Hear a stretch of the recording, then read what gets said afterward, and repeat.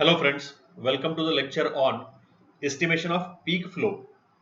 So far in the study of hydrographs, you have seen that what is peak flow and what is the importance of this peak flow. Now in this lecture, we are going to discuss about the various methods for estimation of the peak flow. So let us start. As you can see, a typical hydrograph, rather runoff hydrograph due to a uniform rainfall, it is shown in the figure. On x-axis you can see the time, on y-axis you can see there is a runoff and rainfall rates. The rainfall, it is continued up to this extent as shown in the figure, and the runoff, it is increasing as and when the rainfall it is increased and it attains a constant value, and further after stoppage of the rainfall there is a decrement in the runoff. You can see that as a recession over here. This is the time Tc, which is called as time of concentration, which we are going to see in detail. So this is nothing but a hydrograph.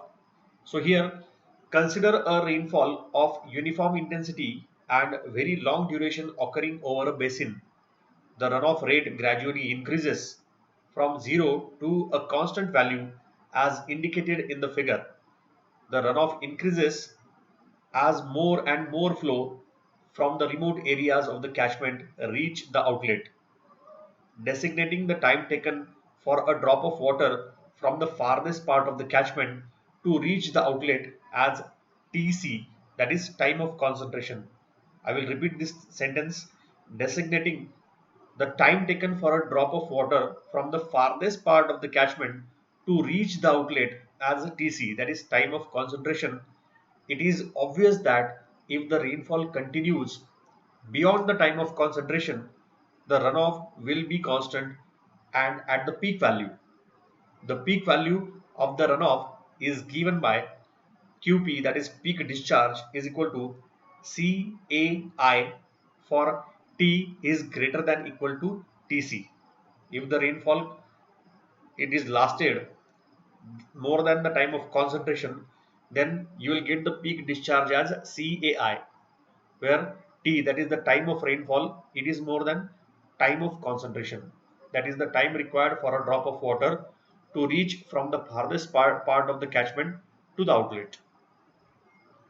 So here C is equal to coefficient of runoff, which is equal to runoff upon rainfall. It is the ratio of runoff to the rainfall. Capital A is the area of the catchment, I is the intensity of rainfall. This is the basic equation of the rational method. The method which we are studying now is the rational method. Using commonly used units, above equation is written for the field applications as peak discharge is equal to 1 upon 3.6 C into bracket I suffix Tc comma P bracket complete A. It is seen here that I, it is replaced by I suffix Tc comma P. So let us understand what is the meaning of this term. Here the Q suffix P is as usual, that is peak discharge in meter cube per second. Capital C is the coefficient of runoff. As stated earlier, it is runoff to rainfall ratio. I suffix Tc comma P is the mean intensity of precipitation. It is mean intensity of precipitation in mm per hour for a duration equal to Tc, that is time of concentration, and an exceedance probability P. A, capital A is the drainage area in kilometer square. The use of this method to compute peak discharge requires three parameters, that is Tc, that is time of concentration, I suffix Tc comma P, that is mean intensity of precipitation, and capital C, that is coefficient of runoff. If you know these three parameters, you can find out the peak discharge by using this rational method.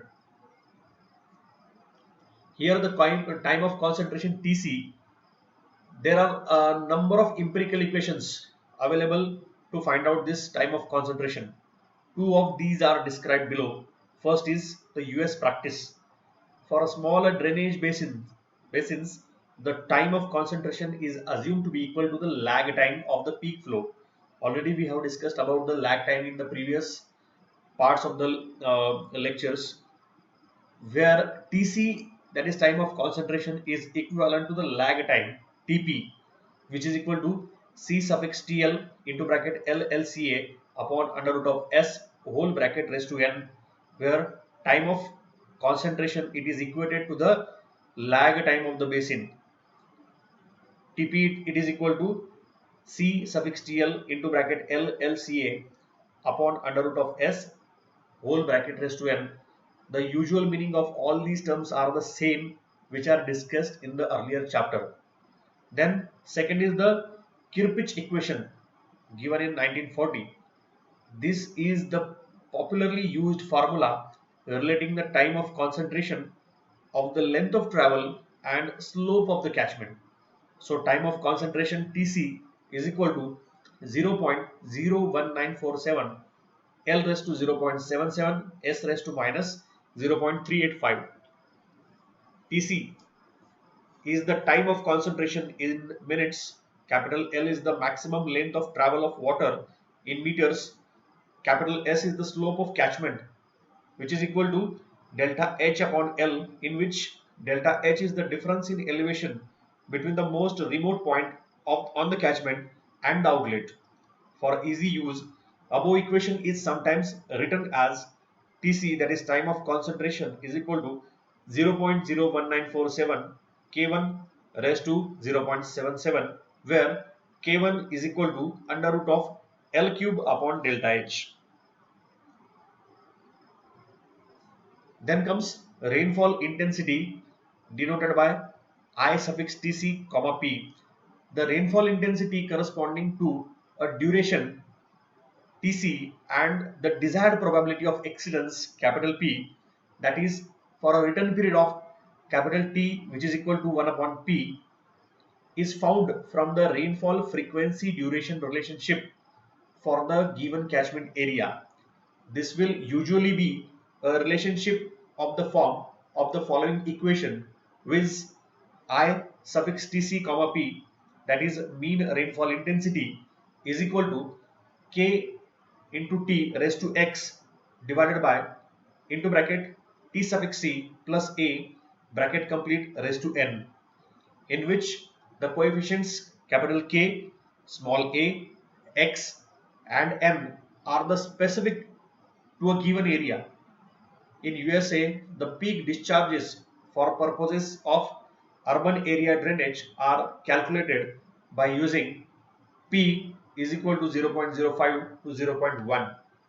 The recommended frequencies for the various types of structures used in watershed development projects in India are as below. In the tabular format, you can see the recommended frequencies for various types of structures used in watershed development projects in India. So let us see one by one. If the type of structure is a storage and diversion dam having permanent spillway, then you can consider the return period capital T as 50 to 100 years. If it is earth dam having natural spillways, it is 25 to 50 years. For stockwater dams, 25 years. Small permanent masonry and vegetated waterways, 10 to 15 years. Terrace outlets and vegetated waterways, it is 10 years, and the field diversions for 15 years. Then comes runoff coefficient. Runoff coefficient denoted by letter C.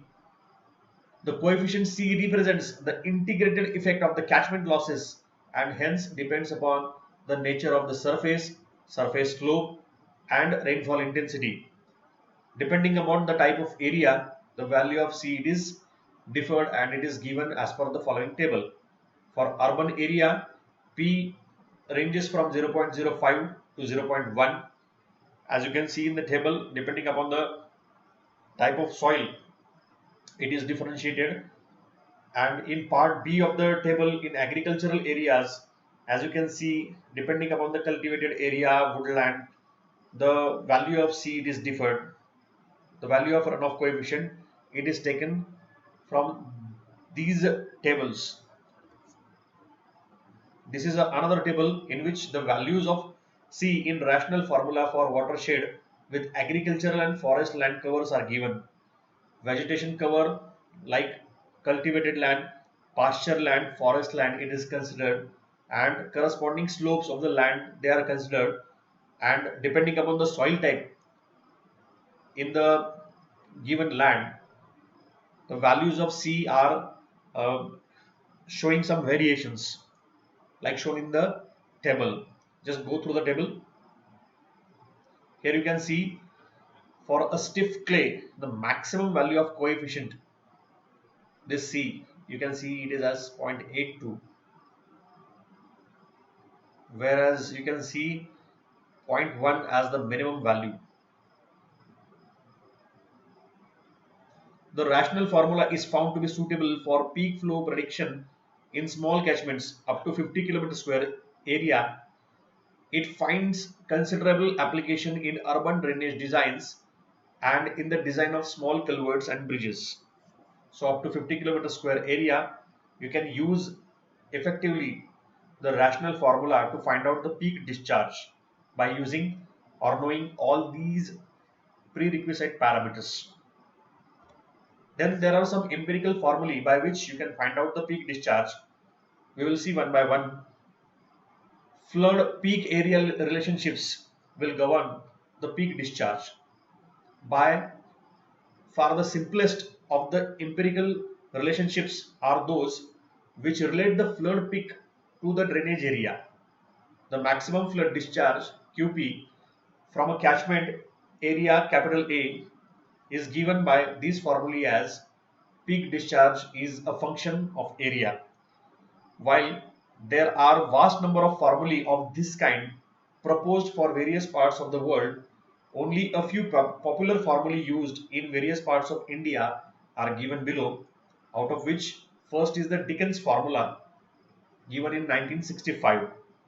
By the Dickens formula, the peak discharge QP can be found out by using a relationship QP is equal to C suffix D into A raised to 3 by 4, where QP is the maximum flood discharge in meter cube per second, capital A is the catchment area in kilometer square, and C suffix D is the Dickens constant with a value between 6 to 30. The following are some guidelines in selecting the value of CD. Dickens constant, it is given depending upon the region. As you can see, for North Indian plains, the value of CD it is taken as 6. For North Indian hilly regions, 11 to 14. Central India, 14 to 28. Coastal Andhra and Orissa, 22 to 28. For actual use, the local experience will be of aid in proper selection of the value of CD. Dickens formula is used in the central and northern parts of the country. Second formula is the Rives's formula given in 1884. By the Rives's formula, peak discharge QP is equal to CR into A raised to 2 by 3, where QP, the peak discharge, is equal to maximum flood discharge in meter cube per second. Capital A is the area of the catchment as usual in kilometer square, and C suffix R is the Rives's coefficient. This formula originally developed for the Tamil Nadu region is in use in Tamil Nadu and parts of Karnataka and Andhra Pradesh. The values of CR recommended by Rives for use are CR is equal to 6.8 for the areas within 80 km from the east coast is equal to 8.5 for the areas which are 80 to 160 km from the east coast and is equal to 10.2 for the limited areas near the hills. And third one is the English formula which is given in 1930. This formula is based on flood data of catchments in Western Ghats in Maharashtra. The flood peak discharge QP in meter cube per second is expressed as QP is equal to 124 times area divided by under root of A plus 10.4, where A is the catchment area in kilometer square. So English formula, it is related with the Western Ghats of Maharashtra. So you have to remember this English formula to know how to find out the peak discharge. It is one of the simplest formula which is not having any coefficients. It has a direct relationship with the peak discharge and to the area of the catchment. QP is equal to 124 times A divided by under root of A plus 10.4. So I hope you have understood how to estimate the peak discharge by using these formulae, empirical formulae as well as the rational formula. So I request all of you to go through the numericals from the standard books, find out some numericals from the previous question papers. If you have any doubt, you can ask me on my email address dnpaitankar@sanjeevani.org.in. Thank you for listening. Happy learning.